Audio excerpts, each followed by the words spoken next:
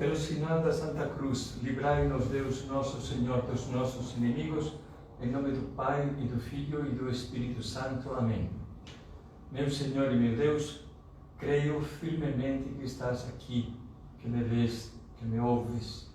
Adoro-te com profunda reverência. Peço-te perdão dos meus pecados e graça para fazer com fruto este tempo de oração. Minha Mãe Imaculada, São José, meu Pai e Senhor, meu anjo da guarda, intercedei por mim.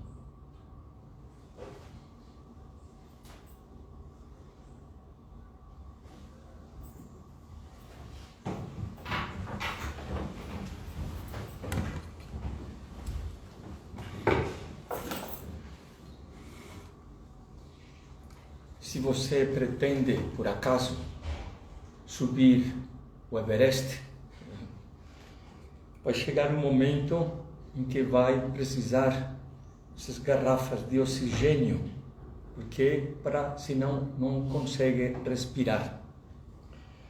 E se você mergulha em qualquer lugar, em profundidade, também vai precisar colocar essas garrafas de oxigênio, porque precisa de oxigênio para respirar embaixo da água.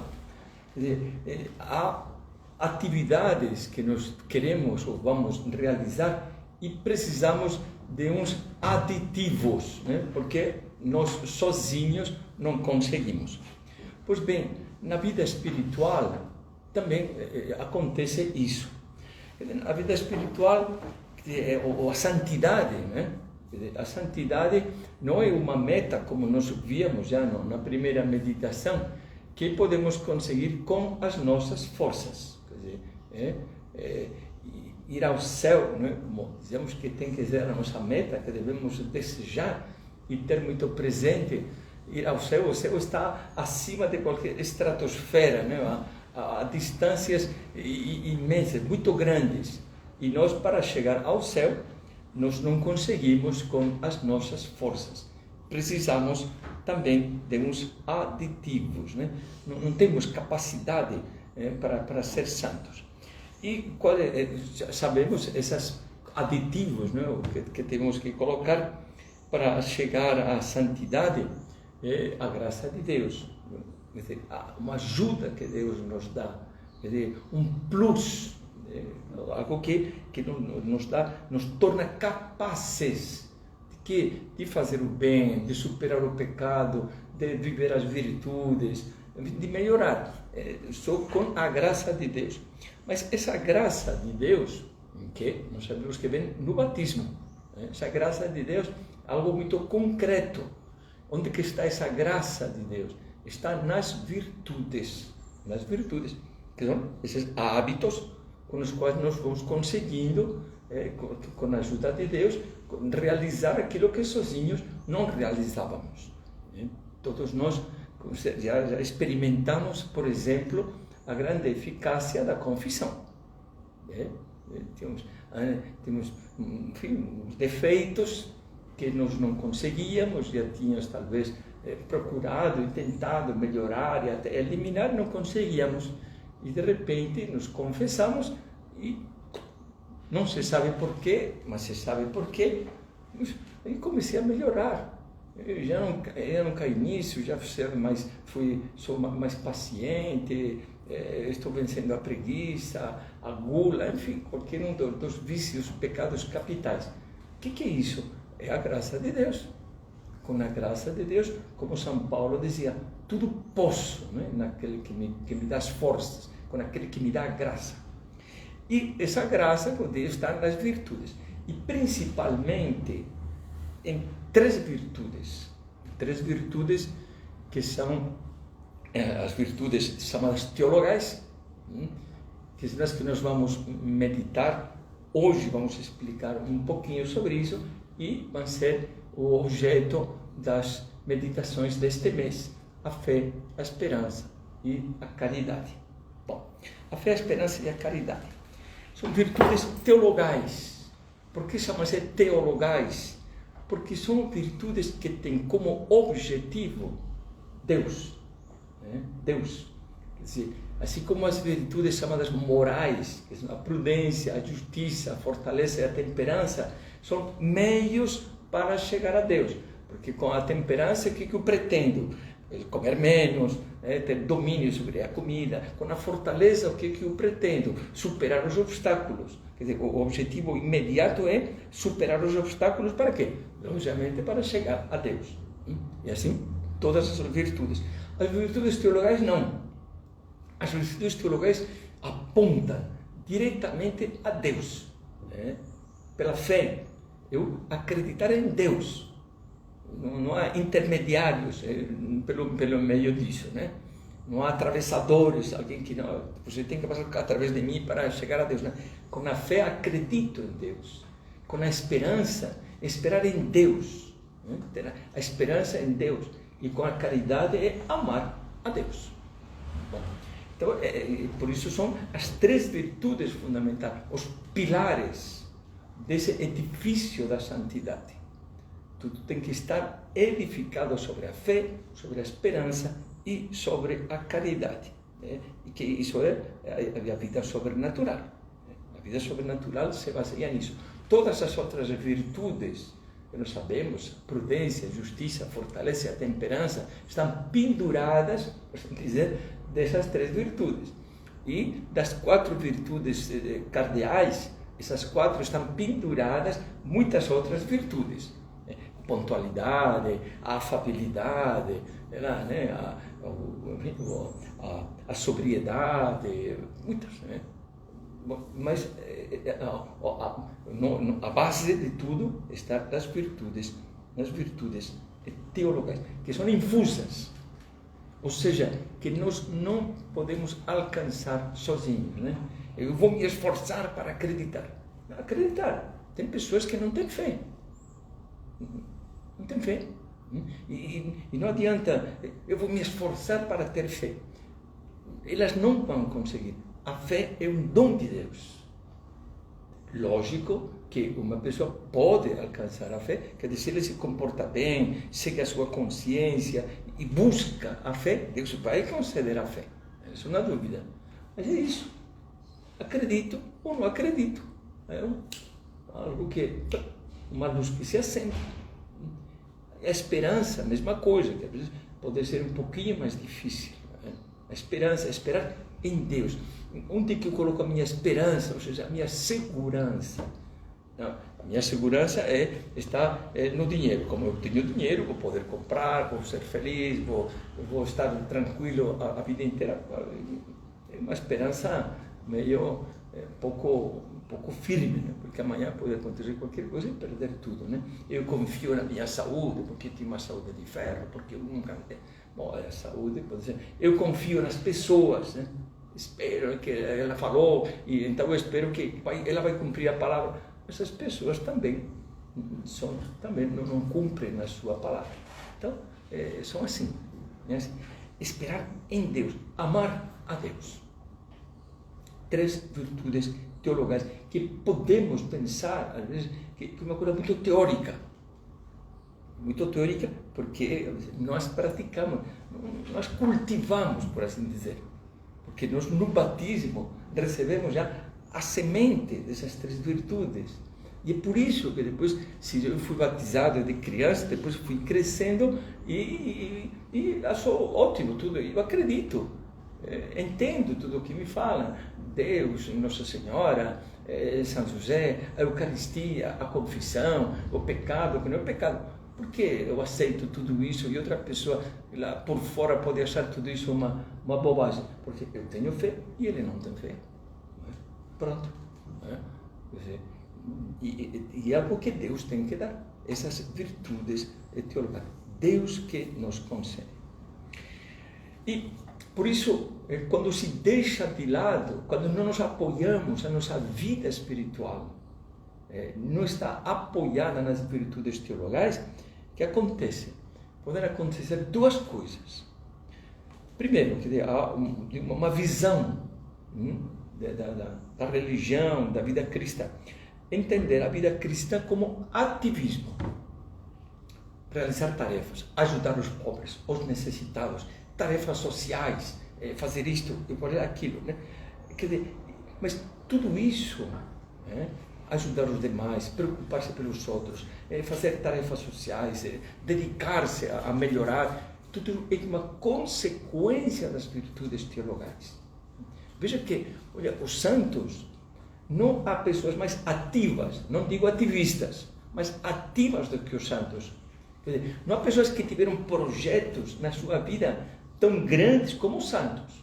Quer dizer, Santa Teresa, olha, ela fundou um monte de conventos, mas fundou do nada, precisava de dinheiro, precisava pessoas, precisava conversar aqui, uma atividade intensíssima, e fez tudo aquilo.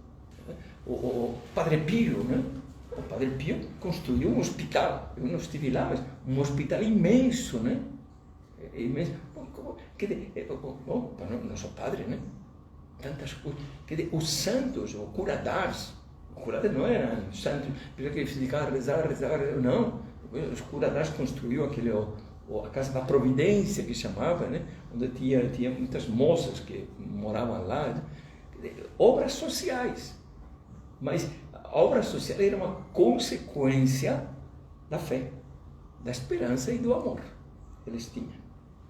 Isso é muito importante para saber onde é que está realmente a base, onde é que está o fundamento de tudo, de toda a vida espiritual, de toda a vida cristã.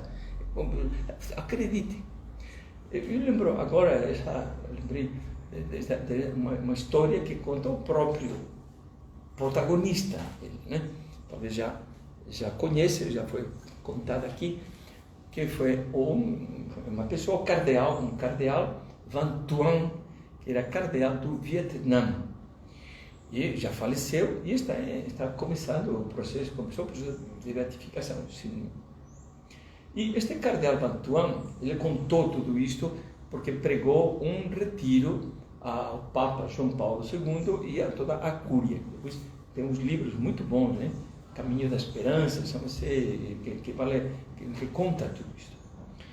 Então, este homem era do Vietnã e era Vietnã do Norte, como hoje em dia, que era dominado pelos comunistas, né? E ele foi preso.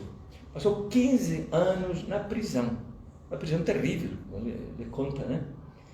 E ele estava na prisão e começou a sentir-se inquieto, angustiado, dizendo: puxa, eu estou aqui na prisão e os meus fiéis, a minha diocese, todos os fiéis, os católicos estão abandonados, né?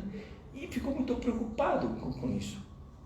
E ele conta que um dia estava com tudo isso na cabeça e ouviu, veio à cabeça uma espécie de pensamento, uma voz que ele dizia: você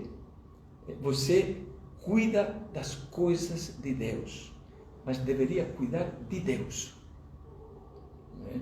Porque no fundo, o que queria dizer aquela voz? Que queria dizer Nosso Senhor? É isso.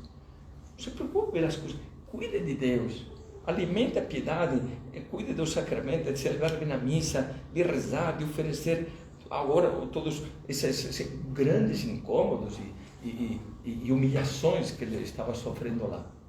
Não fique pensando nas coisas de Deus, cuidar de Deus. Às vezes nós também podemos orientar a nossa vida espiritual às coisas de Deus e deixamos de lado Deus. Então, isso por um lado, um perigo que pode surgir para a vivência da vida cristã. E por outro lado, o outro defeito que nós já vimos, né, na primeira meditação, mas agora vamos ver com outro aspecto, que é o sentimentalismo, né, que é muito comum. Eu rezo porque eu gosto, eu vou na missa porque eu gosto do padre, eu acho bom aquela missa porque tem uns cantos maravilhosos. O que importa é não fazer mal aos outros, o que importa é ser bom, e entra o relativismo nas religiões. Toda a religião é igual, o que interessa E onde está a fé em Deus? Nesse Deus. Deus é alguém concreto. A esperança e a caridade. Então, são dois perigos que nos podem acontecer e perdemos de vista o que é importante. E você me dirá, mas será que é tão importante essas 3 virtudes? Então, agora vamos ver um pouquinho, não muito sobre essas virtudes, porque senão depois eu fico sem tema para as outras meditações. Só algumas ideias básicas. Primeiro, ver como se tratam estas 3 virtudes no Evangelho e no Novo Testamento. A fé. Você, agora, já que, e segundo você já deve ter, né, esse, o e-book do mês, né, nos fala, então, para meditar sobre a fé, a esperança e a caridade, você esteja atenta também às vezes que aparece no Evangelho a palavra fé, né? Ou que Nosso Senhor fala de fé. E, por exemplo, quantas vezes Jesus corrige aos apóstolos pela sua falta de fé.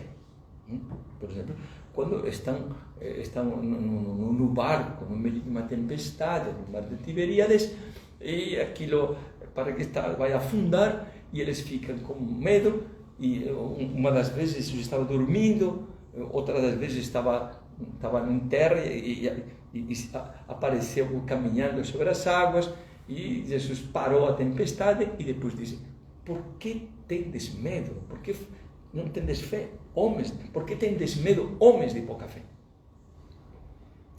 Como que nos diz, como a falta de fé produz medo.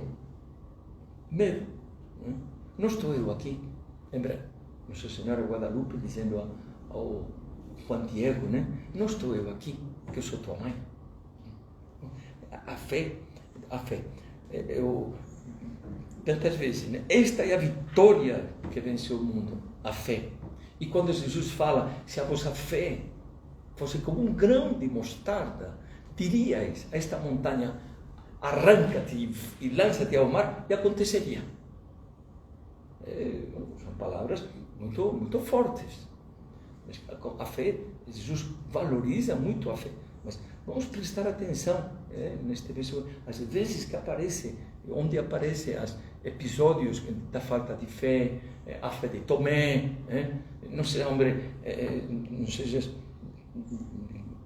tem fé, né? Tem fé. E a esperança? A esperança já explicaremos sobre a esperança, porque às vezes se confunde um pouquinho com a fé. Mas para entender uma ideia, veja, o que é a fé? Bom, veremos agora, um pouquinho mais para frente. A esperança é só dizer aquilo que São Paulo diz e que foi o título de uma encíclica do Bento XVI. Spes salvi. Nós somos salvos pela fé. Se salva quem tem fé, mas quem tem esperança. Quem desespera, não se salva. Nós somos salvos pela fé, pela esperança, perdão.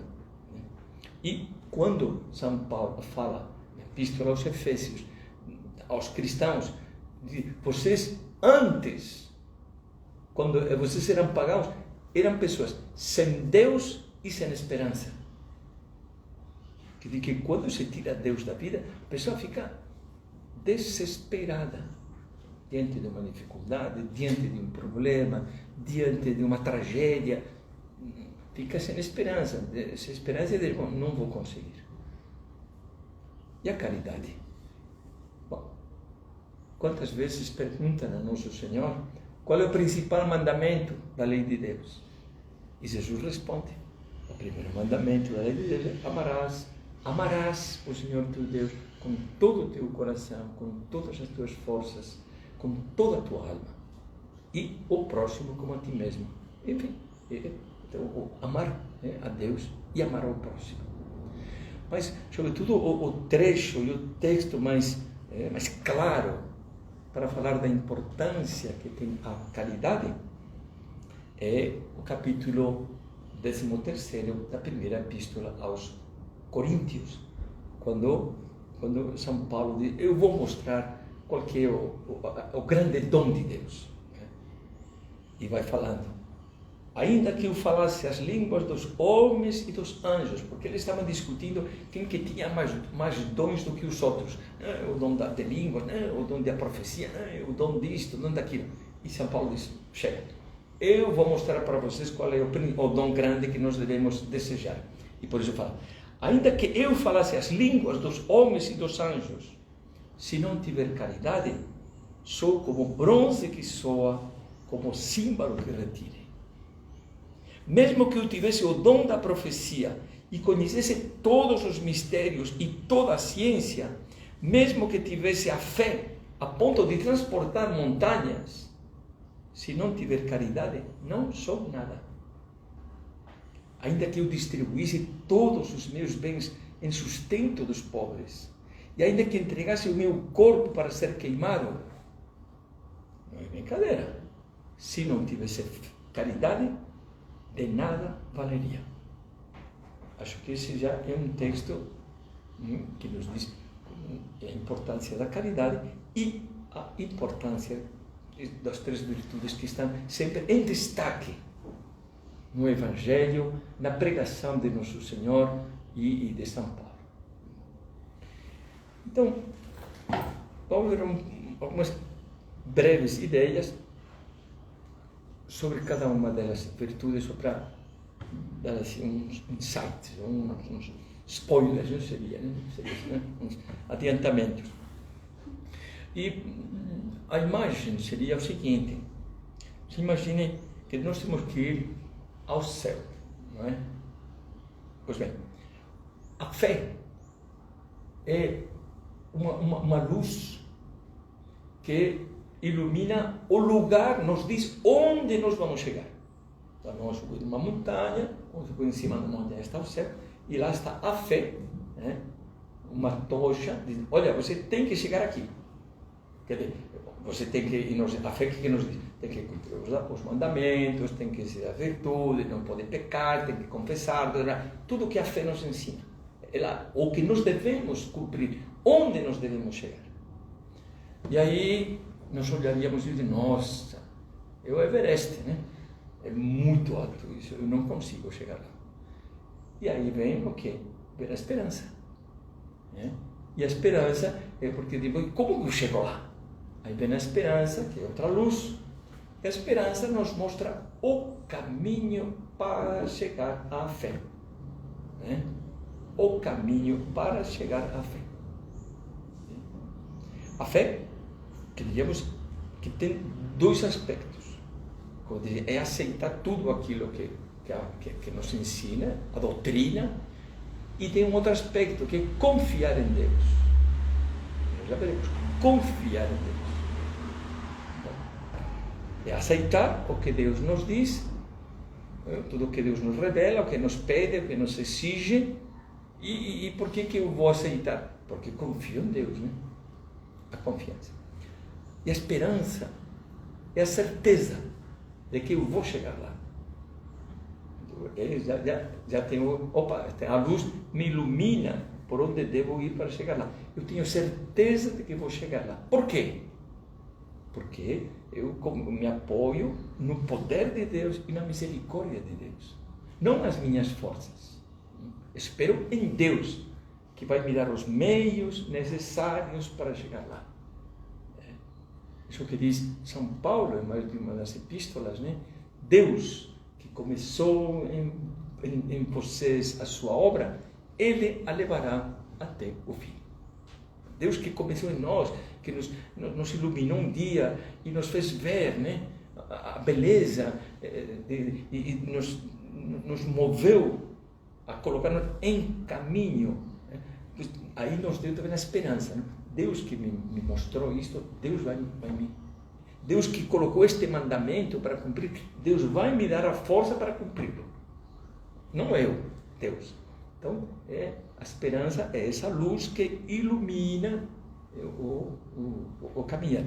E quando há esperança, qual é a consequência? A consequência é o que nós falávamos na primeira meditação, que também é algo fundamental para o início do ano. Lutamos. Quer dizer, se uma pessoa quer estar numa corrida e quer ganhar a corrida, mas ou quer chegar, mas vamos supor algumas, você vai fazer o pessoal vai fazer aí o Enem ou vai fazer a FUVEST, né? Sabe o que acontece? A gente tem que sair com tempo para chegar com tempo, não pode esquecer a identidade, não pode esquecer a lapicera, essas coisas, né? E se uma pessoa sai atrasada e vai correndo, mas de repente dá a notícia, olha, já fechou. Pronto, aí já não tem mais esperança, perde a esperança e o que faz? Para, né? Não continua correndo, né? Então, a esperança é isso. A esperança é o que nos leva, anima a lutar. Por isso se costuma dizer, enquanto há esperança, há vida. Né? E uma pessoa tem esperança de se salvar enquanto está vivo. Por isso a esperança é a virtude que nós cultivamos aqui. Por que eu luto? Por que eu tiro estes propósitos? Porque eu espero que Deus vai me ajudar. E por isso eu luto. E eu me esforço. E isso nos dá um otimismo. Otimismo também é uma consequência da esperança. Então já vê que são coisas bem práticas do dia a dia. Otimismo, alegria. Mas por que você está otimista? Você é ingênuo? Não. Eu só digo porque confio em Deus. Porque eu sei que Deus vai me ajudar a chegar ao céu, que é o que nós esperamos. Eu tenho a luz da fé que me mostra onde devo chegar. Tenho a luz da esperança que me ilumina o caminho. E aí? E a caridade? A caridade é o motor. O motor é o amor que me faz percorrer esse caminho que a esperança me mostra para chegar até onde a fé me indica que devo chegar. Então, por isso se diz que aqui nós somos caminhantes, né? Somos caminhantes. E por isso, um caminhante que não sabe onde tem que chegar, porque a fé não tem fé, se perde. Um caminhante que vê onde deve chegar, mas tem apagada a luz da esperança, então não vê o caminho para chegar lá. E uma pessoa que sabe onde tem que chegar, tem a luz da esperança, mas não tem forças, porque não tem amor, não tem caridade, também não chega. A fé, a esperança e a caridade. Vamos ir pedindo. Como se consegue? Pedindo. Vamos aproveitar, já agora, começo do ano, né? Para que seja um ano, assim como se diz, olha, um ano de muita saúde, um ano de muitas realizações, um ano de muitas... Olha, que seja um ano em que nós aumentemos a nossa fé, a nossa esperança e a nossa caridade. Não há nada melhor que nós possamos viver e não há nada melhor do que nós possamos desejar para os outros. Então vamos pedir a fé para nós e para os demais. E invocamos a Nossa Senhora, né? Você veja bem, como que Isabel, o que disse, né? Quando recebeu a Maria Santíssima, quando fez aquela visita, feliz tu, porque acreditaste. Elogia a fé de Maria. Ela é mestra de fé. O que nós rezamos na Salve Rainha, rezaremos agora, cantaremos agora? Mãe de misericórdia, vida, doçura, esperança nossa. Por isso, o Padre quis que sempre no fim das reuniões, né, dos atos, dos meios de formação, se acabasse com essa jaculatória, Santa Maria, esperança nossa. E o amor? Né? Maria, bom, se alguém tem amor é ela, né? Mas nos invocamos com essa frase que é do livro da sabedoria e que a Igreja aplica a Nossa Senhora. Eu sou a mãe do amor formoso, do amor limpo, do amor pleno. Então, vamos já colocar-nos sua proteção de Nossa Senhora no início deste ano e no início deste mês, em que nós vamos trabalhar pensar e pedir luzes, né, para que nós também aumentemos, como os apóstolos pediram, aumenta a nossa fé. Vamos pedir, Senhor, aumenta a nossa fé, aumenta a nossa esperança, aumenta a nossa caridade.